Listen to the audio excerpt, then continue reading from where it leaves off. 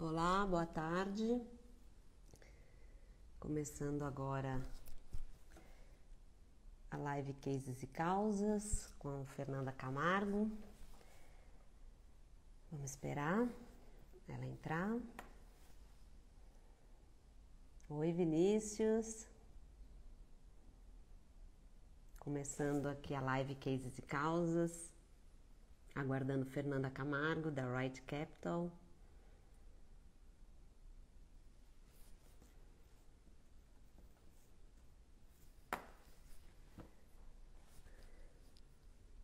Tá me ouvindo bem?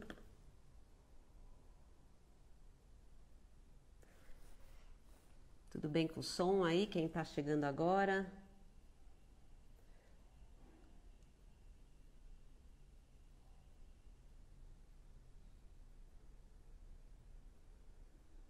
Legal. Então vamos aguardar aí a Fernanda Camargo, que já entrou.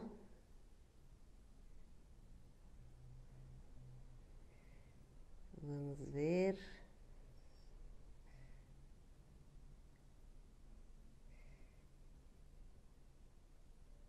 Vamos ver, vou convidar a Fernanda.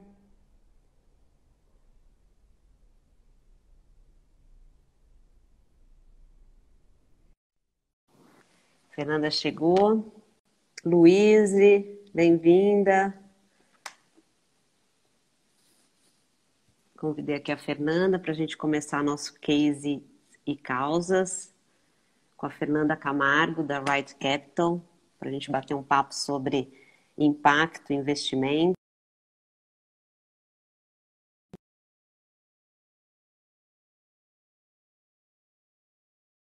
Vamos ver. Fernanda, está conseguindo entrar? Vai aparecer para você. Aparecer para você uma. Vou mandar de novo. Espera um pouquinho.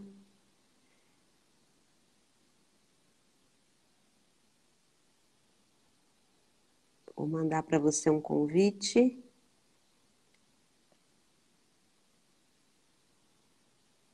Então.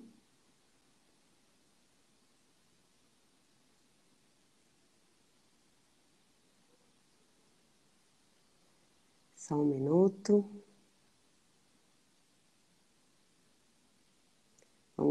Estamos só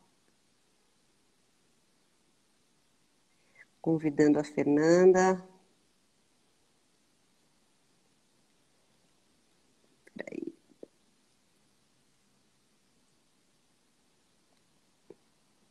Isso. Acho que agora vai. Fernanda. Vamos ver se você consegue agora? Muito bem. Oi, Bom dia. Fê. Vou aprender esse negócio, cara. Não tem jeito. São as novas tecnologias, né? O Como é importante é que você difícil. conseguiu, é difícil. Eu também estou nova aqui, Pelo começando a menos eu fazer já sei live. operar eu sei operar o Zoom. Não, já está ótimo, né? Não, Ai, mas eu ai. acho assim, depois que a gente faz a primeira vez, fica mais fácil. E aí é É, fácil no Instagram, porque as pessoas que, eu acho que você, como eu, né, tem muito seguidor que basicamente faz o que a gente faz, ou gosta de impacto, ou gosta de advocacy, ou gosta de encrenca, né? Então fica mais fácil para ver quando vai acontecer. Então eu é. optei fazer pelo Insta, mas que bom que deu. Deu certo, consegui. Gente, para quem tá assistindo, eu estou aqui com cases e causas, com a minha amiga querida, amada companheira Fernanda Camargo, da Right Capital. A gente vai falar sobre impacto, investimento, advocacy, causas, né? Num país que precisa tanto de pessoas engajadas e muito impacto, né? Que mexa nas estruturas do país. Então a Fernanda está nisso, acho não sei nem desde quando, né? E continua, é uma pessoa, não só no trabalho, mas na vida pessoal, ela é uma pessoa, uma das mais engajadas que eu conheço. Então, bem-vindos para quem vai assistir hoje. O Cases e Causas eu criei para falar com pessoas, iniciativas, organizações que trabalham, né, de alguma forma no país, buscando mudanças, né, profundas, estruturantes. Às vezes são iniciativas que não são conhecidas, outras são mais conhecidas, outros são cases de sucesso que deram certo no país e que a ideia é que a gente possa trocar e contar, né, essas causas e esses cases de uma forma que possam inspirar outras pessoas, né? Acho que nós vivemos num momento do país em que os entraves são estruturais e precisa mais investimento em impacto, né? Mais gente trabalhando por impacto. Então, o vídeo também vai ficar disponível depois aqui no YouTube. Quem quiser, curta. E, bom, Fê, eu vou mais te ouvir do que falar. Então, eu queria só fazer uma introdução. A Fernanda, ela é sócia fundadora da Right Capital, né, que ela vai contar que mais do que uma empresa, acho que ela faz impacto, né? Ela ajuda a promover impacto no país. Mas a Fernanda também é uma pessoa que trabalha no seu tempo livre, não livre, né? À noite, de manhã, quando acorda, em causas, ajudando N causas. Eu vejo a Fernanda em temas os mais diferentes e ajudando e inspirando as pessoas, mostrando como fazer. A gente se conheceu no tema do esporte, em que a gente conseguiu atuar por meio de uma estratégia de advocacy que foi realmente um grande aprendizado.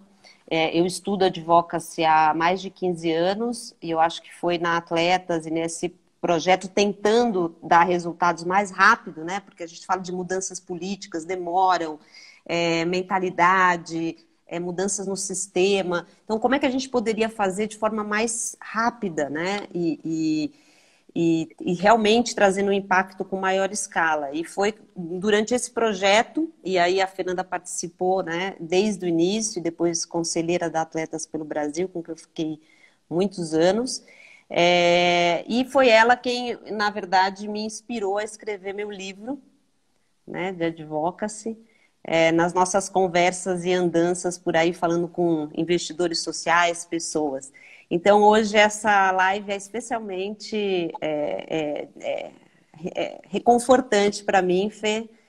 E vamos começar falando, porque o foco é falar de impacto, de investimento, de causas. Como foi a tua história com isso, né? Eu acho que a gente já falou rapidamente, mas quando você fez PUC, né, e você teve um caminho, né, na área de, de mercado financeiro, mas como é que foi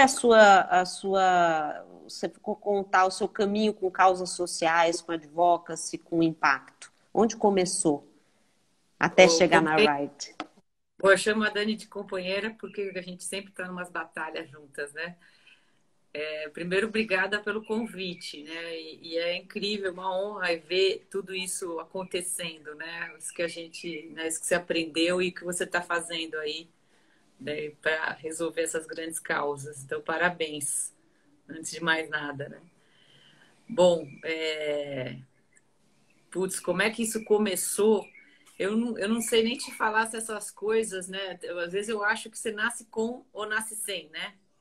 Não sei se tem um plug, né? Eu acho que tinha um pouco já disso no sangue da família. Eu tive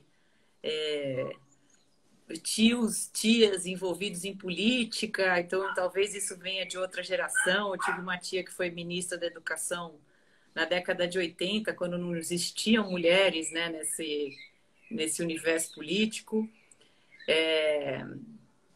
E eu acho que o outro lado, né, se a gente estava falando do negócio do esporte, né, o esporte me salvou. Então, eu já te falei, né, eu tinha uma casa assim meio agitada, né, um pai que gostava de uma cachacita e eu ia embora para natação. E aí eu ficava lá o dia inteiro, né? E aí de tanto ficar lá comecei a nadar mesmo. E aí comecei a competir e tal. E eu acho que o mundo do esporte, isso eu tenho certeza, né? Por isso que essa causa é tão importante. O mundo do esporte transforma a gente, né? O esporte te dá disciplina, confiança, resiliência, te ensina que todo mundo é igual, né? Não importa quem tem mais, quem tem menos. Lá dentro da piscina todo mundo era igual, né? Foi uma época que eu viajei o Brasil inteiro, então eu conheci gente de todo tipo nas competições. E então eu acho que isso me fez muito bem. Então, eu acho que primeiro de tudo, né, o esporte salva. E essa coisa de conhecer o país e as pessoas através do esporte foi muito relevante, né? E por isso que essa causa sempre te chamou a atenção, né? Essa causa, porque assim, eu tenho certeza disso, né? Se você entrar com esportes na comunidade e tal, isso vai melhorar tudo, né? Vai melhorar a educação das crianças, vai melhorar a conexão, vai melhorar a autoestima, né? O esporte traz tudo isso, né? Então, acho que a primeira coisa, o esporte me salvou. E aí, com muito cedo ainda, né? Com 16 anos, assim, eu queria começar a trabalhar porque eu não queria depender do meu pai, da minha mãe e tal. Eu achava complicado aquele negócio. Era, né, ups and downs, né? A vida do meu pai. E aí eu fui bater perna lá no centro até que eu comecei, né, na corretora de um amigo dele. E nessa época só tinha, né, era um mercado bem masculino, então só tinha homens Uhum. e duas mulheres na corretora. E eu enveredei para o mercado financeiro por isso, porque eu pensava o seguinte, olha, se eu for fazer direito, alguma coisa, vai demorar muito tempo para ganhar dinheiro. Então eu precisava resolver minha vida, ficar independente logo. O mercado trazia isso, né, na época.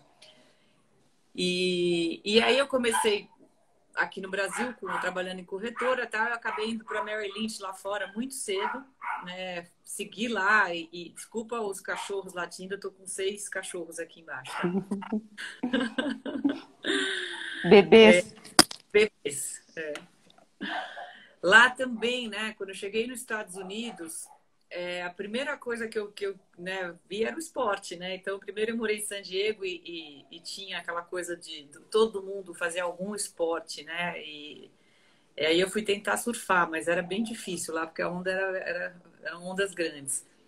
E quando eu mudei para São Francisco é um mar de esporte, né? Então eu me enfiei lá num time de travessia oceânica, e aí comecei a fazer isso também. Então, eu sempre tive muito perto desse mundo do esporte. Aí passei uns anos nos Estados Unidos e eu acho que eu sou muito brasileira, dessas brasileiras que beijam o chão, né? Que fala, putz, tem que honrar a terrinha, né? E adoro isso do brasileiro, da gente andar em bando, da gente ter amigo, né? Sempre gostei muito de samba, sempre, né? Eu sempre tive muita admiração pela nossa cultura, né? E eu não me via lá nos Estados Unidos no longo prazo. Então eu voltei para o Brasil e comecei a trabalhar em banco. E logo no início, e eu falo que essa coisa já devia estar, eu lembro que duas amigas minhas começaram aquele projeto Vagalume. Não sei se você lembra disso. Uhum. O Vagalume levava bibliotecas para a Amazônia Legal, né? E ensinava professores que ensinavam, então, as comunidades. E elas sempre falavam assim, a gente tem que cuidar do que é nosso. Se você não cuidar do país, a gente perde o país, né? E isso ficou muito claro. Então, eu não podia ir com elas, né, para a Amazônia nem nada, mas eu podia ajudar a levantar dinheiro. E acho que esse foi um dos primeiros contatos com esse universo da filantropia, né? E como isso funcionava. E hoje a Vagalume é incrível, já virou política pública, já é um negócio Uhum. maravilhoso. Mas participar disso com elas lá atrás foi muito importante, né? Então, acho que isso já veio forte, já tinha um pouco, né, de família. E o outro lado, apesar de trabalhar no mercado, eu sempre tive essa coisa dessa busca espiritual, né? Então, quando eu fui morar na Califórnia, fui muito atrás desses cursos de budismo e fui estudar isso. Então, quando você vai para esse caminho, né, você começa a entender o que, que realmente importa, né? Quem é o outro, né? E na verdade somos todos a mesma, somos iguais, né? Não tem o outro, né? E eu acho que isso vai te gerando esse sentimento de compaixão. E então, durante os meus períodos de mercado, por mais que você esteja ali, né? E o mercado durante esses anos todos sempre foi muito, né? Tem que ganhar dinheiro, né? É, era o Maximize Shareholders Value e tal. Sempre, para mim, sempre teve esse outro lado, né? E o resto das pessoas, né? Como é que a gente faz com o resto? Se poucos vão ter, e o resto? Como é que a gente inclui todo mundo, né? Uhum. E aí eu fiquei em tesouraria de alguns grandes bancos durante muitos anos, até que finalmente em 2002 eu fui trabalhar com o Roger Wright. O Roger tinha esse lado filântropo muito forte, né? Apesar de não falar muito, ele era tipo super-herói, né? Invisível, ajudava um zilhão de pessoas, mas não falava. Cultura e esporte eram os temas que ele mais se engajava? Ele se envolveu muito em arte, né? Uhum, Arte uhum. contemporânea, ele era um grande colecionador de arte. E esporte. Ele ajudava muito, ele era velejador, ele é muito amigo do Lars Grael, do Torben, dessa turma, ajudou muito esse movimento da vela. E foi assim que ele acabou se engajando na história do movimento olímpico, né? Através dessa história, né? E Lars, e Torben, todo mundo. E aí foi nessa época, acho que era 2007, mais ou menos, que ele começou com essa história de vamos trazer as Olimpíadas para o Brasil, né? E isso era uma coisa dele, tá? Não tinha nada a ver nem com a gente lá no negócio, no Arsenal, nem nada. Era ele. E ele juntou um grupo de empresários que ajudou a financiar o bid olímpico, né?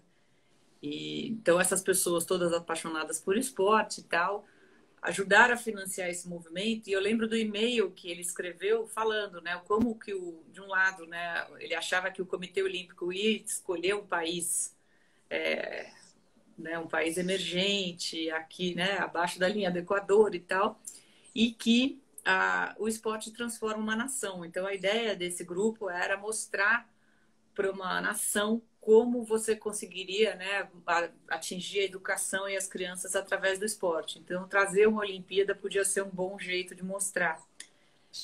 Então, as razões dele eram as mais nobres, né? Então, ele juntou aquela turma que você acabou conhecendo. Essa turma financiou o bid olímpico. A gente acabou passando na primeira fase, né, o país. E aí, quando passou, você já sabe a história, né? O Lula acabou bancando essa história toda e usou um pouco, né, isso politicamente. E a turma lá do comitê deu um tchau, né, para o Roger e companhia. Obrigada por terem ajudado, estamos fora, né? E aí, nessa época, ele ficou muito, muito triste, né? Porque tinha feito todo esse movimento e acabou que não deu onde ele imaginava, né? E um pouco tempo depois, ele morreu naquele acidente, né, no desastre lá, chegando em Trancoso. Uhum. E aí o que aconteceu é que, passado um tempo, a gente estava lá no escritório e várias ONGs, né, chegavam lá porque, né, dependiam da ajuda dele e tal. E aí eu ficava pensando, e agora, né, o que vai ser dessa turma, né? E a ideia de montar um projeto veio de tentar abarcar esses projetos todos que ele ajudava. E eu pensei assim, se a gente juntar os amigos, né, a gente consegue continuar. Aí falei com o irmão dele, falei com umas pessoas, né, o Mauro Bergstein, né, o Lars e o Christopher, e eles falaram, não, vamos começar. E aí começou com essa história, a gente não tinha ainda um foco definido, era um guarda-chuva que ia tentar ajudar várias causas. Quando a turma que ajudou o bid olímpico, então, se junta a essa turma, né, eles falam, não, agora somos em muitos, então vamos ver o que vai ser a causa mesmo, né? E aí que vem a McKinsey, faz aquela consultoria para a gente e fica definido, então, que a causa seria o esporte. E Mas que, aí né, você já tinha através do... criado o livro Wright. Tinha criado uma ONG, né? Até a ideia do nome Live Right veio do Mauro, a gente tinha criado, ainda não tinha assim, o que vai ser isso, né? Aí quando a McKinsey fez a consultoria, olha, vamos fazer esse projeto, focar no esporte olímpico, porque isso depois vai bater embaixo, né? Uhum. E isso foi E sua aí, primeira experiência como uma organização não ah, governamental, com a criação e a... sim, eu lembro que logo no início, quando a gente teve a ideia, não sabia nem para quem ligar. E aí o irmão do Roger falou: Não, a Viviane Sena vai ajudar. Eu lembro que eu liguei para ela e falei: Ó, eu não sei nada, eu não sei para quem liga, se contador, se advogado, o que que faz, né? Então ela deu uma aula, explicou tudo que a gente devia fazer e tal, e a gente criou então a Live Right. Que ano E aí foi, Fê? isso foi final de 2009. Tá. E, e aí começa aquele movimento que você conhece, com os objetivos lá, a gente juntou um bando de empresários, escolhemos algumas modalidades de esporte para ajudar e fomos para o aprendizado, né? E aí, a hora que entramos em campo, vimos que não era tão simples assim, né? Que essa Uhum. história das confederações não era muito piece of cake. E aí foi interessante todo esse aprendizado e aí a gente se conheceu, né? No meio disso, vocês com atletas, a gente ali batendo cabeça, tentando fazer a coisa acontecer. E a gente estava na execução mesmo, né? De assumir atleta, Confederações e atletas, né? fazer técnico do mundo inteiro e tal. E aí chegou uma hora que a gente bateu num paredão e vimos que se a gente não ajudasse a transformar essas leis, a gente não ia conseguir fazer nada. Uhum. Então, por um lado, foi muito triste a frustração de ter reunido toda essa força para ajudar no esporte nacional e dar um paredão. E aí falar, putz, e agora, né? E aí quando vocês aparecerem e falaram, não, vamos fazer advocacy e tentar mudar essas regras. E eu lembro dessa reunião com o conselho, todo mundo muito triste, né? Todo mundo. E aí eu falei, ó, agora a gente vai ter que ir pro Congresso, né? E a turma assim, não, mas eu não quero, né? Todo mundo, turma de empresários, não queria se meter nesse negócio e tal, mas eu falei, não, Uhum. ter que ir ou não vai ter diferença no país, né? E aí Eu a acho nossa se une, né? E eu acho que essa é uma história muito boa para quando a gente fala de impacto, né? E a escala que isso tem. Eu nunca fiquei assim, nunca achei que vocês deveriam ter ficado tristes. Eu acho que a experiência do Live Right, você entender como que funciona, né? Quais eram os entraves na prática de confederações. Para quem não sabe, o esporte, né? Acho que as Olimpíadas e a Copa do Mundo possibilitou organizações, e na época a Live Right era uma, e a Atletas pelo Brasil era outra, totalmente com foco em advocacy, a propor políticas públicas aproveitando, né, esse momento de Olimpíadas, né, e de Copa do Mundo, as decisões, né, de que o Brasil entraria teria a Copa do Mundo, né? Seria um anfitrião. E nós, naquela época que você falou, 2009, a gente estava começando a fazer um plano de advocacy. Então, a gente acabou estruturando junto com os atletas, fomos a Londres entender o que a Inglaterra colocou como metas de legado das Olimpíadas. Na época, muitos movimentos estavam querendo falar de vários temas, aproveitando as Olimpíadas, e foi nessa época que a gente passou um ano e meio estruturando um plano de advocacy. Então, a gente entrevistas com oponentes, aliados da causa, quais era o marco legal, quais eram os grandes problemas que o esporte enfrentava. Então, a Atletas naquele momento saiu com 3 propostas, que eram uma proposta de esporte em todas as escolas, atividade física, né, aumentar a taxa de atividade física, e um esporte de alto rendimento que fosse mais transparente, eficiente. E foi aí que o Live Right entrou. E eu acho, Fê, que realmente tem coisas que a própria prática de poder ajudar uma confederação, um atleta e ver quais são os problemas que realmente acontecem na implementação, né? Quais são os problemas de compliance, quais são os problemas de gestão, o que se enfrenta, é fundamental até para você propor mudanças na estrutura.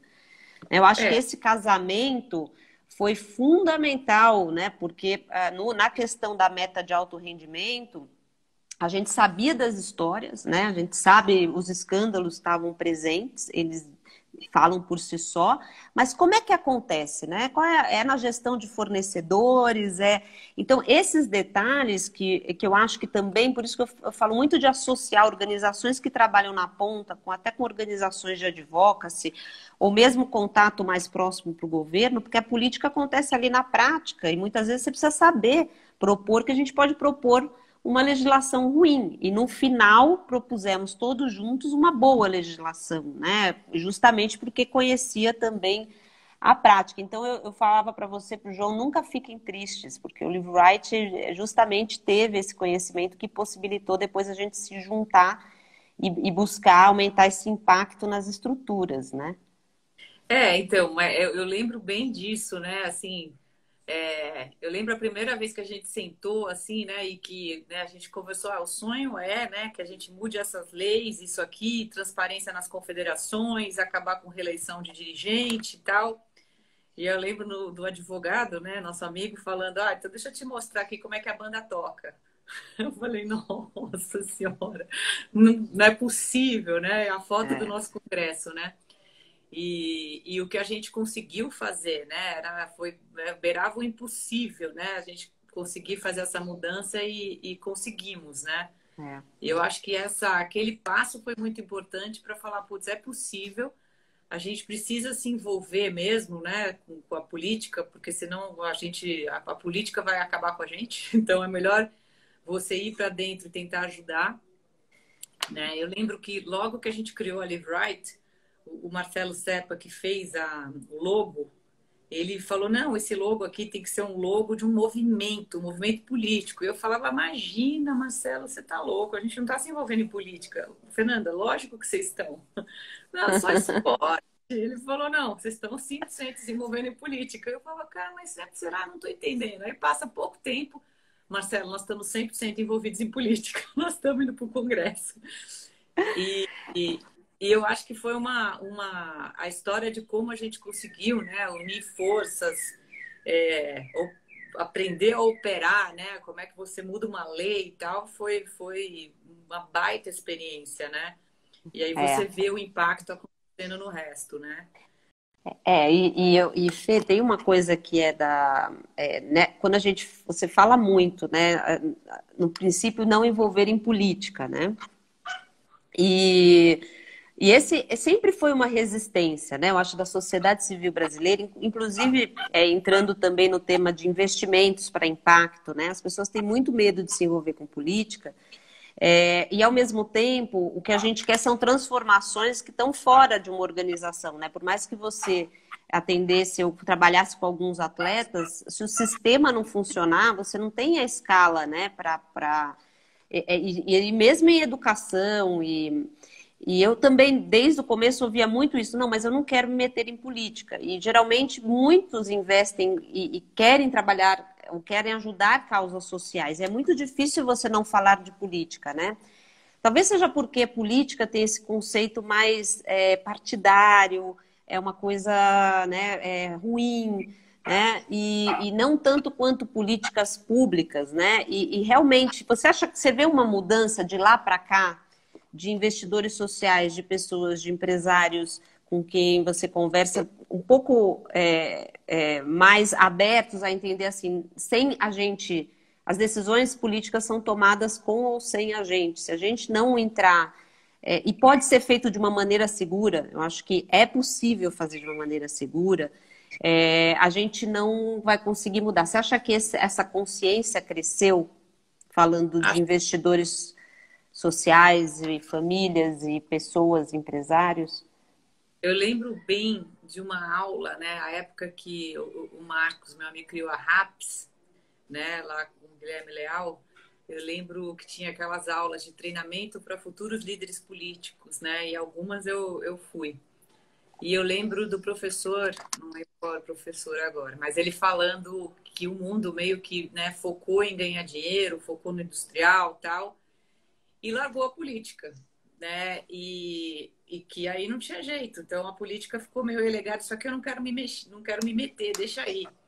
Então os mercados evoluíram, né? As empresas evoluíram e a política ficou ali.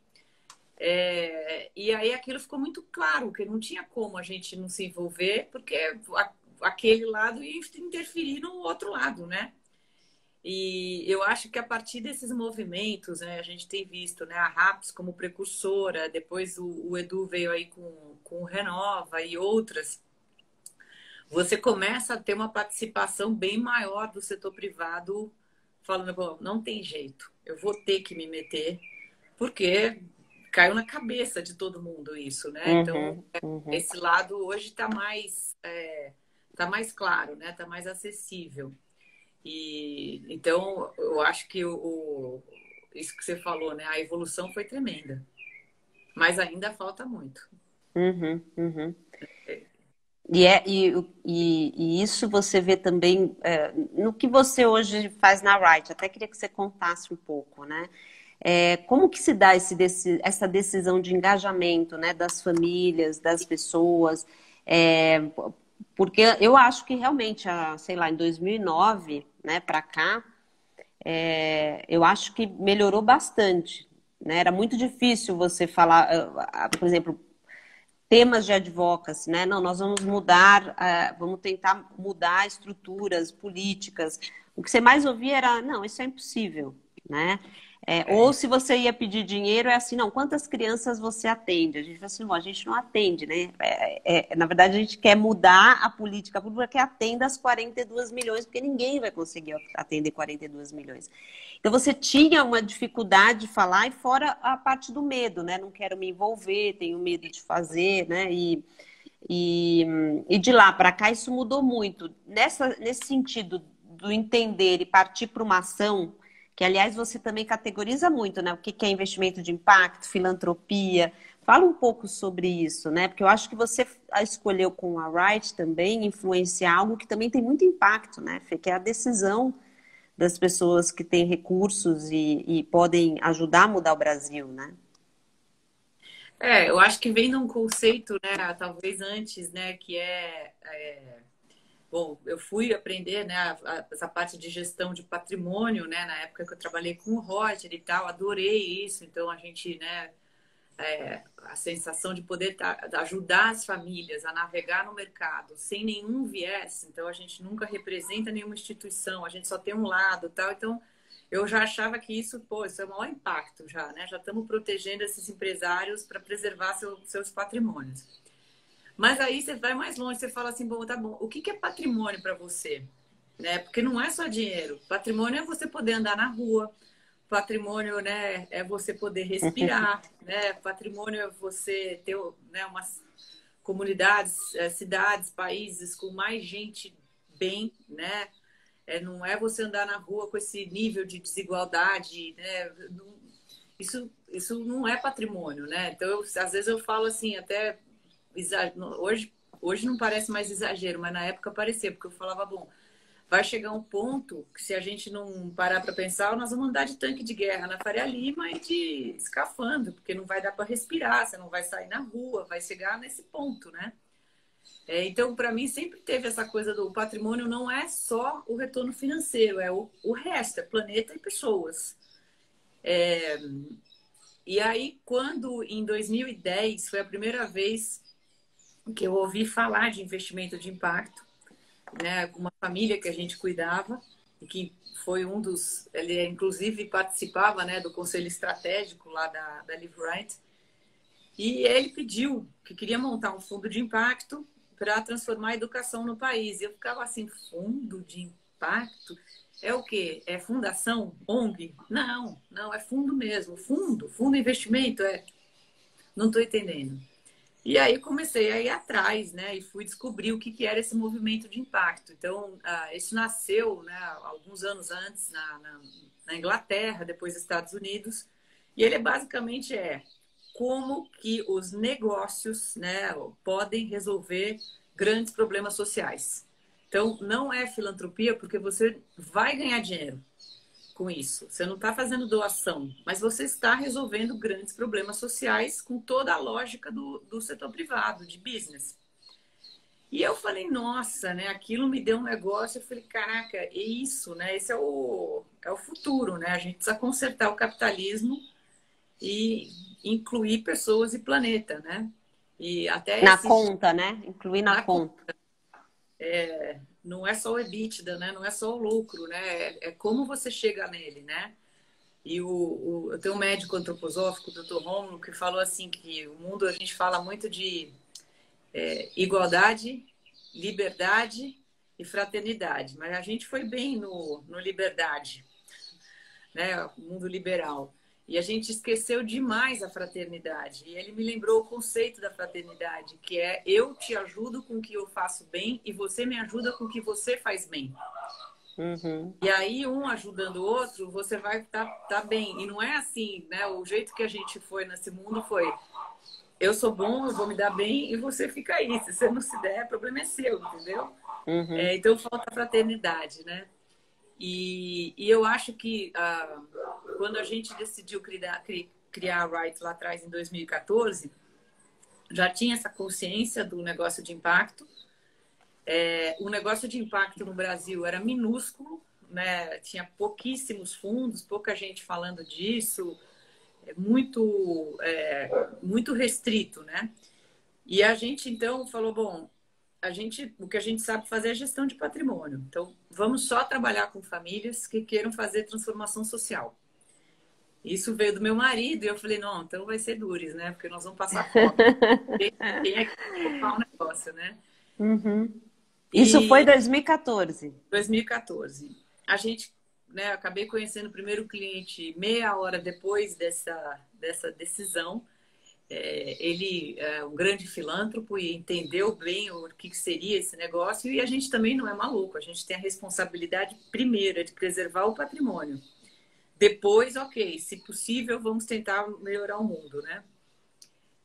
Então, o que a gente combinou E acaba uma questão de educação também, sensibilizar, não, Fê, no que você faz. foi mas o jeito de fazer foi assim, ó, podemos combinar que 1% do patrimônio vai ser investido em fundos de impacto, e que 1%, né, em 10 anos, que é o tempo do fundo de VC, né, Private Equity, se tudo der errado, se nenhuma dessas empresas andarem, se putz, for um desastre, a gente vai ter com certeza impactado a vida de mais de 20 milhões de pessoas. Esse é o downside. E talvez, né, em 10 anos você vai perder 1%. Bom, mas se tudo der certo, capaz de, além de impactar esses milhões de pessoas, a gente ganhar dinheiro também, né? Então a gente, bom, já estamos há 6 anos investidos nisso e está indo super bem. Então estamos impactando as vidas e ganhando dinheiro, né?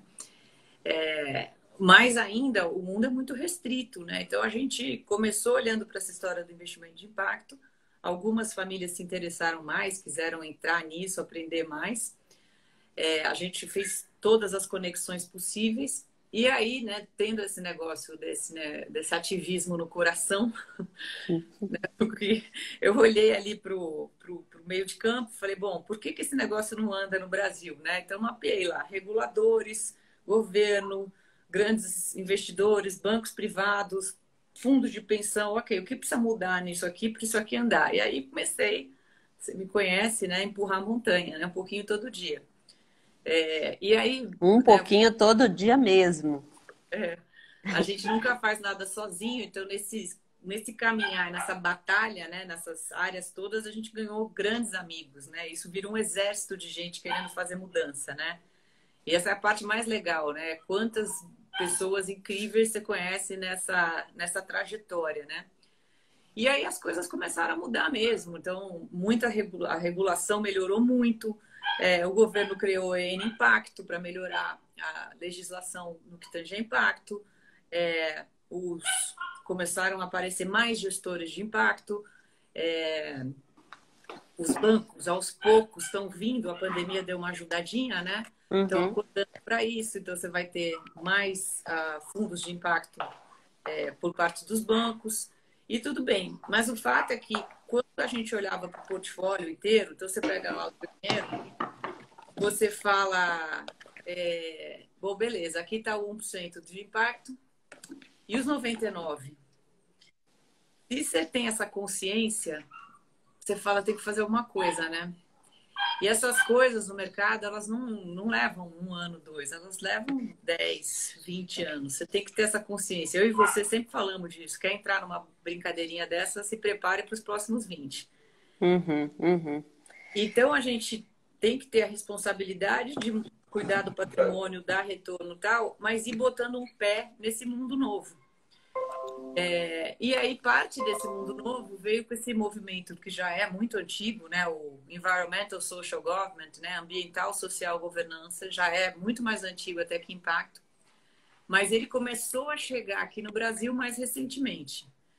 E o que a gente fez foi a mesma coisa, olhando para o meio de campo, falou, o que tem que mexer? Né? E me parecia que fundos de pensão e regulações iam É o ajudar. ISD, né? O que o pessoal chama ISD. O ESG, ele se aplica nas empresas tradicionais. Então, não quer dizer que Uhum, é ou não é impacto. Isso não tem a ver. O ESG é uma mudança, né, da sua cadeia de produção. É o jeito que você faz teu produto. É um processo, né? E que rastro você está deixando no mundo com esse processo. Então, vai, uhum, né, uhum. se você está contaminando o rio, se você está emitindo carbono, se você está cuidando das comunidades ou não está, como é que você trata esse teu entorno, né? Então, isso já existe lá fora, a Europa está 100 anos na nossa frente, Estados Unidos está vindo, tá? O Brasil, quando a gente começou a olhar, não tinha nada, né? Era uma tristeza. Você falava, você ligava para todo canto, para um monte de banco, asset e tal. Eu brinco que a gente escutava, ninguém liga, né? Eu falava, bom, se ninguém liga, a turma deve estar querendo morar em Marte, né? Porque realmente eu não sei nós vamos, né? Se E demorar, né? não precisa, hoje não precisa falar mais nada, né, Dani? A gente está com o mundo em chamas, Pantanal em chamas, Uhum, né? uhum, Amazônia em chamas, Califórnia em chamas, Austrália já uhum, queimou. uhum. Você está com a coronavírus, nuvens de gafanhoto. Aqui em São Paulo, invasão de mosquitos, né, de pernilongo. Desigualdade, né, vários conflitos políticos e tal. Uhum, O que mais que a gente precisa para entender que tem alguma coisa aí que precisa reequilibrar, uhum. né? E aí eu acho que o que aconteceu com a pandemia é que o mundo falou, opa, realmente esse negócio está sério. E o movimento ESG acelerou no mundo inteiro. Então agora Uhum. você tem aí Então, grandes você acha que capitais. isso aconteceu esse ano? Tem um maior interesse. Esse ano, é, sim, e- esse ano o mundo acordou. Esse ano deu uma onda, né? Esse ano Uhum, as pessoas levantaram e falaram: ah, esse negócio é sério, o mundo parou, as economias pararam, muita gente perdeu dinheiro, isso dói no bolso. Então você podia falar, ah, mas não é climate change. É sim, né? Da onde vem um negócio desses, né? E aí você ainda tem a história do mudanças climáticas, né? Existem aí estudos que te mostram que cada ano que passa, o tamanho dos desastres naturais, eles estão ficando tão grandes e difíceis de precificar. E se as seguradoras vão ter que bancar esses desastres, né, os prêmios vão ficar mais altos. Duas coisas acontecem. O prêmio fica mais alto. Em algum momento, cada desastre que acontecer, elas têm que vender todo o título que tem na carteira delas para pagar o desastre. Então, aquilo vai uhum, afetar preço. Vai uhum. doer. E estamos falando de trilhões, não estamos falando de bilhões. Posto tudo isso, né, afeta o bolso, mas o planeta já afetou, né? É. Já estamos aí com esse monte de problema. Então, eu acho que tem esse lado que hoje tá doendo muito, e do outro lado, você tem aí a nova geração que já nasceu com chip diferente, né? Que já pensa diferente. Então, você já tem os milênios assumindo o patrimônio das famílias e os milênios falando, bom, eu quero saber onde meu dinheiro está e que futuro meu dinheiro está alimentando. Uhum. Então, isso já é parte de uma geração. Esses milênios estão entrando. Os mais jovens vêm pior ainda. Então, você passa a ter mudança de consumo. Olha o cachorro, tá dando trabalho. Você passa a ter uma mudança de hábitos de consumo.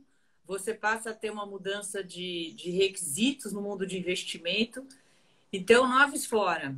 Algumas empresas que não se ajustarem a esse mundo novo, elas vão deixar de existir. Então, o que a gente, como gestor de patrimônio, tem que fazer a gente tem que ir aos poucos, né? Botando um pezinho no mundo novo. sem prejudicar, né, os clientes, né, o retorno atual, mas sem ignorar que a coisa está mudando. O que Uhum. a gente não sabe é quando, né? Eu não posso dizer que é ano que vem, daqui 1, 2, pode demorar mais tempo que isso, mas a gente tem que ir aos poucos. Então, essa é a dificuldade desse trabalho aí, né? Agora, essa é também o desespero, né, Fê? Tem coisas que são externalidades, né, negativas que acontecem pelas empresas, né, que ao mesmo tempo em que a decisão de quem investe é algo que também tem uma educação por trás, né? É poder se educar e falar, bom, então eu vou investir mais em impacto, que é isso que você está falando, mas tem também um ecossistema que precisa mudar numa escala um pouco maior, né? Por isso que eu falei para você falar do ISD, para quem está chegando agora, né? A Fernanda Camargo aqui da Right Capital, a gente está no Cases e Causas, né? Falando sobre a história dela com impacto, que começou no esporte e onde ela viu que mudanças com mais impacto precisam mexer nas estruturas, na política, no sistema. E hoje ela usa o trabalho dela, né, na Right Capital, para justamente tentar mudar esse sistema, né, justamente olhando pelo investimento. Então, o que a gente está, aí ver se você concorda, Fê, a gente tem aí esse trabalho, né, que em algumas famílias, mas talvez haja aí uma oportunidade pelas questões externas, porque às vezes a gente só se mobiliza quando a coisa já está, né, num patamar, esse na Amazônia, né, agora também a gente está vendo, quando que a gente vai tomar uma atitude, né, quando chegar no ponto de não retorno, né, como muita gente fala. Então, você acha que pode ser também uma grande oportunidade, porque se qualquer investimento exigir de empresas que muitas vezes não estavam nem aí com o impacto, né, de que realmente elas se estruturem do ponto de vista de respeito a não só a legislação, a indicadores, né, simples de conformidade, mas também de impacto ambiental, social. É, Aí a gente talvez conseguiria uma escala maior, né? E aí fala um pouco, você falou que tá lá fora, está 100 anos-luz à frente de nós. E aqui, em que momento nós estamos? E aí eu também Ah, queria só te fazer uma pergunta para ver se você consegue emendar. Muitos dos acordos, inclusive privados, internacionais, né? Eles precisam também começar a medir se realmente aquela empresa está ou não tendo impacto positivo ou negativo, né? Ou seja, tem que ter mais transparência para também que essa mudança seja real. Como é que você está vendo lá fora e em que ponto a gente está aqui no Brasil? aqui começou porque está doendo no bolso, né? Agora, finalmente, né? Você tem grandes fundos falando, eu não vou mais investir nessa empresa ou essa ou aquela porque a empresa não está compliant com essas regras. Então, a primeira coisa é assim, até hoje, até pouco tempo atrás, você fazer o que fosse, ganhando dinheiro, o rastro que você deixava no mundo não custava nada para ninguém, entendeu? Você Uhum. poluiu o terreno, não é problema seu. Você emitiu toneladas de carbono, isso não custa nada, né? Tal. Então, isso não tinha preço. Mas agora vai ter preço isso tudo. Essas externalidades vão custar. Então, você tem que mudar toda a tua cabeça, né, para isso. Então, acho que muitas empresas já acordaram e já estão correndo atrás. Obviamente, isso dá muito trabalho. Uhum. Não adianta você acordar e falar, uhul, virei ESG, porque não é. Né? Uhum. Você vai mudar toda a cabeça, cultura, processo de produção de uma empresa, como é que o board funciona, quem checa o quê, como é que essas coisas são medidas. Né? Você falou de acordos, mas eu acho que mais forte que isso, até hoje, os grandes fundos estão publicando seus votos. Então, eles votam em conselho e tá ali, ó, publicou que, ó, essa empresa que eu estou votando, né, não estou apoiando esse diretor ou isso ou aquilo por causa disso. Isso está mais transparente, isso não era. Uhum. Antes você recebia o relatório de sustentabilidade separado ali, super lindão, e no resto Separado, né? parado. Agora está together, né? Vem junto com, né, cada vez mais está junto com o financeiro. Então, a primeira movimento mais forte é a cobrança dos grandes fundos falando, vou deixar de comprar a sua ação. Ou então, não vou financiar a sua dívida, porque você está fazendo isso e aquilo, né? Então, desse lado, a pressão já começou. Do outro, acho que a gente precisa acordar que existe uma mega oportunidade. O Brasil realmente, né, tem uma riqueza em biodiversidade infinita, né? Tem um cientista que eu conheci que ele fala assim sempre: You are burning Mona Lisa. A gente está queimando a nossa maior riqueza, né? Uhum. O que tem de riqueza, né, na Amazônia, em termos de farma, biomimética, moléculas, sabedoria dos ancestrais, dos xamânicos e tudo mais, a gente está queimando tudo isso. Então, além de estar queimando tudo isso, o fato de estar destruindo isso vai causar mudanças climáticas, né? Você vai ter menos chuva, essas coisas. Então, isso não vai ter jeito. Então, a gente precisa ver que isso vale e parar para investir nisso. Né? Hoje existe agricultura regenerativa, agrofloresta, retrofit energético, existe um zibilhão de oportunidades de negócio nessa área, né? De você construir esse mundo novo, regenerar. Né? E a Europa já vem fazendo isso bastante tempo, já tem muita gente focada nesse tipo de coisa, né? Uhum. E acho que o Brasil está começando a acordar, assim, esses últimos, né, os choques aí que a turma tomou recentemente, acho que tem ajudado. E isso que você falou, né, de seguir se os acordos estão sendo cumpridos, também é importante. Falta um pouco de transparência nisso, né? Acho que Uhum. isso vai ajudar também. Vai ter que ficar empurrando a montanha todo dia.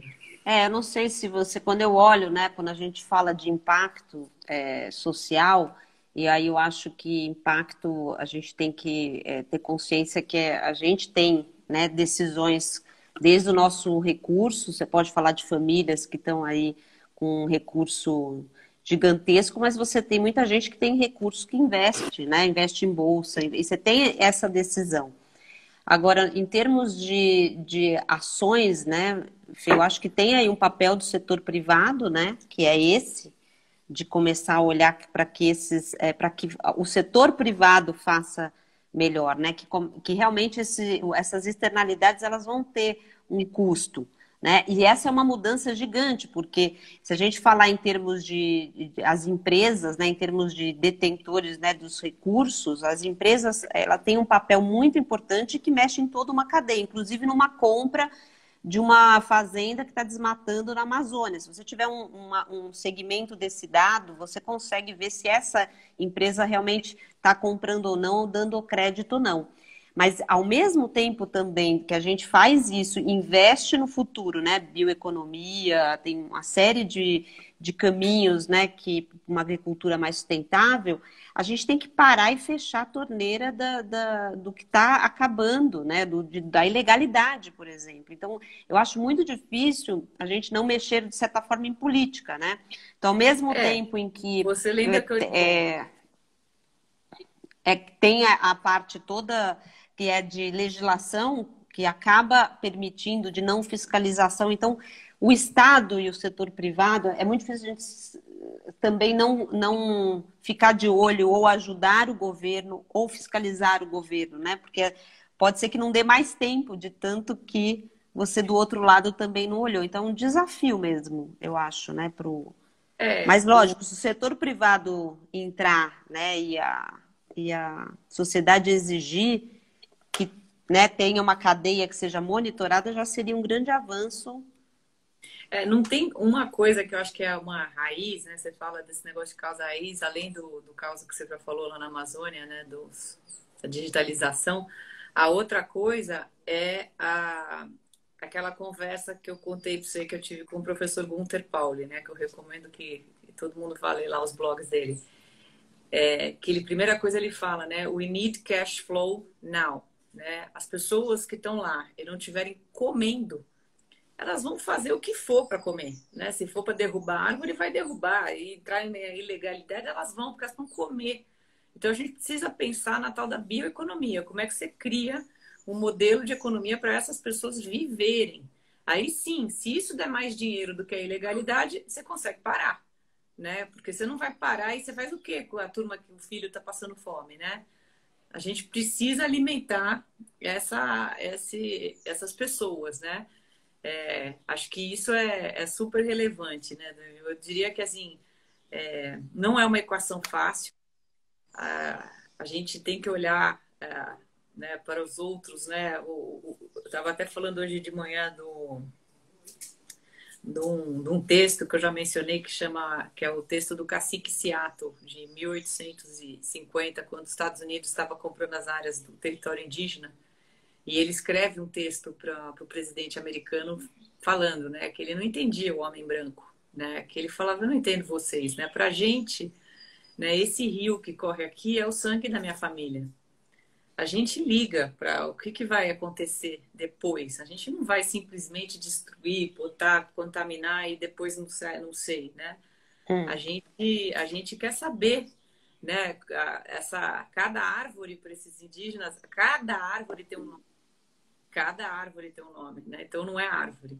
É tudo muito especial, né? A gente trata a coisa com uma banalidade, né? Faz aí, depois você vê. Então, eu acho que a gente precisava ter essa consciência, né? Tratar a coisa com respeito, com carinho. E aí não tem jeito, se tiver que entrar, né, na política, se tiver que empurrar os investimentos, a gente tem que fazer o que está ao nosso alcance, né? Aqui na Wright a gente sempre fala, você tem que primeiro tentar ajudar quem está pertinho, né? Então, tua família, tua comunidade, teu bairro, tua cidade. Daí, conforme for tua capacidade, você vai aumentando, né? Até, Uhum. né? Você consegue ajudar teu país, você consegue ajudar, né, a humanidade. Que bom, né? Tem que esticar onde der para a gente ajudar, né? E isso que você está fazendo é um baita exemplo. Eu acho que essa coisa de se levantar, né, e batalhar lá pelas causas é um exemplo, né? Vai fazer com que outros se levantem, né? Uhum. Então, é E eu acho que super. é isso que você falou de. Já, a gente já está indo para o final, porque eu falei que ia ser pouco, 1 hora. Ah, É, isso que você falou de, do cuidar, né, dessa banalidade. Muito legal você falar. Na quinta-feira eu vou falar com a Virgínia Medeiros, né, que é uma artista.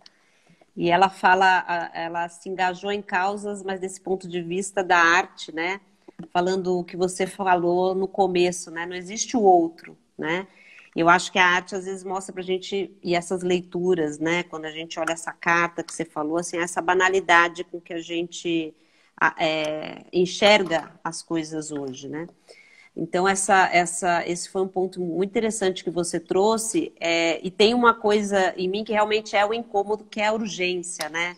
Então, assim, então realmente, na hora que eu olho para o todo, por isso que eu falo que, assim, eu acho que tem esse caminho da gente estimular a economia, mas também tem uma coisa que a gente tem que fazer que o governo faça já, sabe? Por isso que é trabalhar junto. Acho que não é pegar, porque muita coisa é política pública, que seja para estimular uma nova economia, né? A gente não, e teve crédito para algumas cadeias hoje porque teve crédito do governo, né? Então é não, muito. São dois sentimentos, né? e tem muita gente legal lá dentro do governo que a gente conheceu nessas nossas, né, andanças, que eu falo que são Sim. os super-heróis invisíveis, né? O povo que está aqui fora não sabe, mas existem muitas pessoas do bem dando a vida por É, nós, né, lá dentro. é. E aí a última coisa que eu acho que é importante falar, né, que eu lembro também do o Nanda Nilekani lá, quando ele falou da digitalização da Índia e tal, ele começou falando assim, que aquele 1,3 bilhões de pessoas, eles eram passivo para o país, né? E o único jeito daquele passivo passar a ser ativo seria empower the people. Hum, Então, cara, a gente precisa empower the people, né? Dar é. educação, dar o saneamento básico, né? Uhum. E aí, você E, empower the people, você tem uma nação feliz, né? Você vai poder, aí sim, né? Acredito muito nisso. Você só é feliz se o teu, né? Se você puder andar e seu arredor estiver feliz é. também, né? E eu acho que Empower the People também tem a ver com a gente, né? Quem está assistindo, quem quer trabalhar com impacto, que às vezes não quer fazer ali diretamente, investe em organizações de advocacy, em causas, decida melhor, né, sobre o seu dinheiro, Fê, temos 30 segundos. Queria te agradecer. Quem está aqui, Ai, agradeço. a gente falou. Eu acho que assim a Fernanda ela é engajada em tudo que ela faz, né? No nível pessoal e nas causas que acredita. Muito obrigada por você estar aqui. Você mora no meu coração. A gente Eu também, ainda vai sair companheira. daqui, vai falar de outras causas juntas e queria agradecer.